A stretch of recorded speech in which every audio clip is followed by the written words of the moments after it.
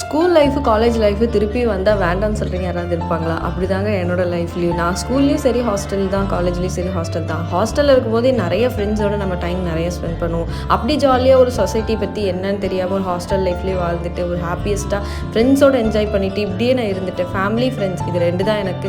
இப்படியே இருந்துட்டு ஒரு இண்டிவிஜுவலாக என்னால் எப்படி ஒரு சொசைட்டியில் சர்வை பண்ண முடியுன்றதில் கேட்டால் எனக்கு பிளாங்க் தான். நான் சுத்தமாக டிகிரி எல்லாமே முடித்து எல்லாமே கையில் வாங்கினதுக்கு அப்புறமேட்டு என்னடா நம்ம பண்ணுறது அப்படின்னு நிற்கும் போது கல்யாணம் அப்படின்னா, கல்யாணம் பண்ணுறது யூஸ்வலாக எல்லா பொண்ணுங்களும் பண்ணுறது தான். கல்யாணம் பண்ணி லைஃப் செட்டில் பண்ணி அம்மா வீட்டிலேருந்து போய் அங்கே போய் அதே சொசைட்டி என்ன நம்ம கற்றுக்கிட்டோம்? ஒன்றுமே இல்லை.